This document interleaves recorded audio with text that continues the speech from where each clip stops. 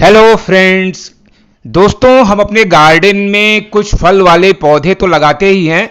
अगर ये पौधे ज़मीन में लगे हुए हैं तब तो ठीक है, वरना अगर ये गमले में लगे हुए हैं तो हमें इनकी कुछ विशेष देखभाल की ज़रूरत पड़ती है, ताकि ये हमें गमले में भी ज़रूरत के हिसाब से फल दे सकें।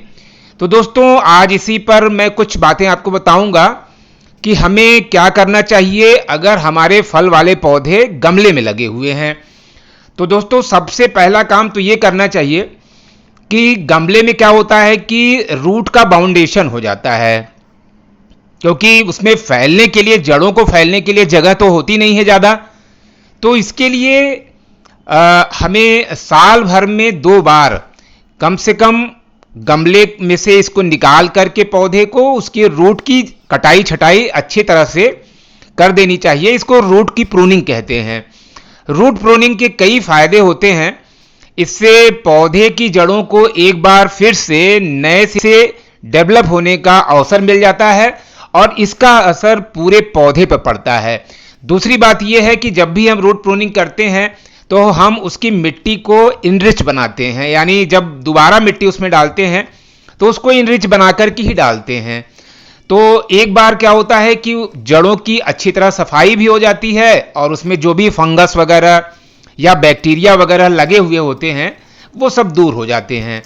तो फल वाले पौधों को एक बार फिर से रिजुविनेट यानी फिर से ताकत देने के लिए हमें उसके रूट की प्रूनिंग साल भर में कम से कम 2 बार तो जरूर करनी चाहिए। हालांकि ये ध्यान आपको रखना चाहिए कि फल वाले पौधे अगर आपके पास हैं तो उसको आप बड़े गमले में ही लगाएं।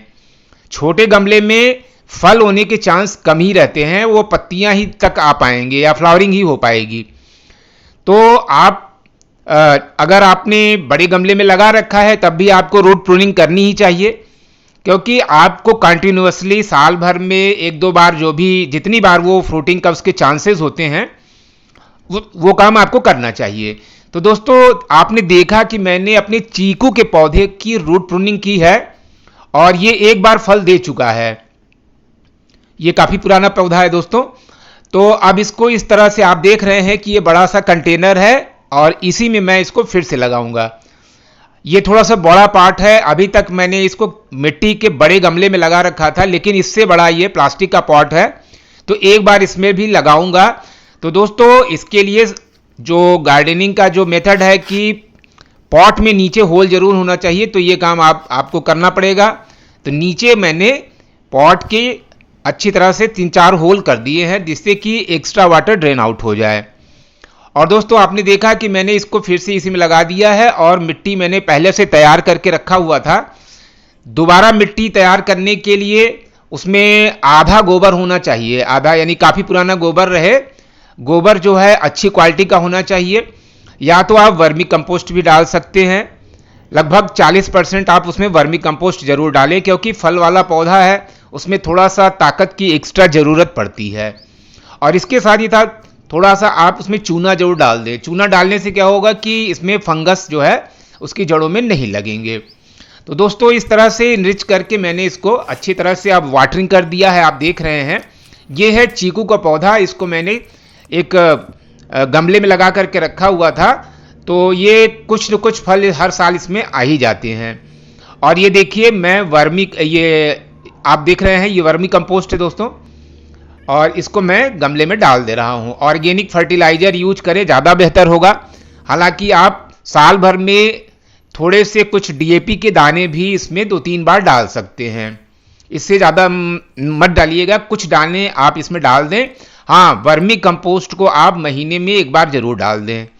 तो अभी मिट्टी मैंने बिल्कुल तैयार करके डाला है और इसके बाद ऊपर से इसमें मैंने ये आपने देखा कि वर्मी कंपोस्ट डाल दिया। दूसरा काम दोस्तों ये करना है कि ऊपर से भी इसकी कटाई छटाई करनी चाहिए, क्योंकि जब भी पौधा एक बार फ्रूटिंग दे दे तो उसमें नया विकास ऊपर से भी हो, इसके लिए ऊपर से कट कर देना चाहिए। और ये दोस्तों आप देखिए, कटने के बाद जो डंठल निकल रही है उसकी मैं कलम लगाऊंगा। अब मैं कलम पहले से भी लगा करके मैंने रखा हुआ है, आपको अभी दिखाता हूँ।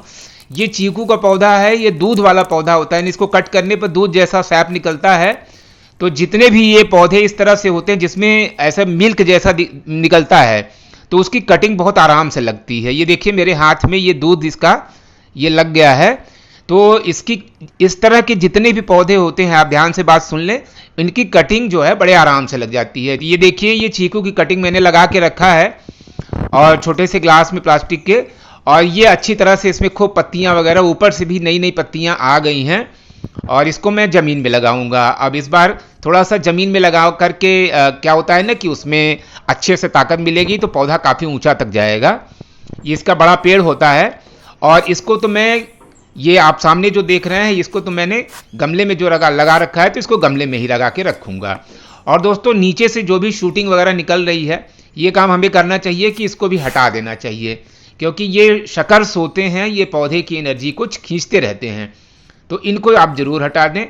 तो दोस्तों ये वीडियो आपको कैसा लगा? अगर ये वीडियो आपको इन्फॉर्मेटिव लगा हो तो मेरे चैनल को लाइक करें, सब्सक्राइब करें और शेयर करें। तो दोस्तों मिलते हैं इसी तरह के किसी अच्छे से वीडियो के साथ। तब तक के लिए हैप्पी गार्डनिंग।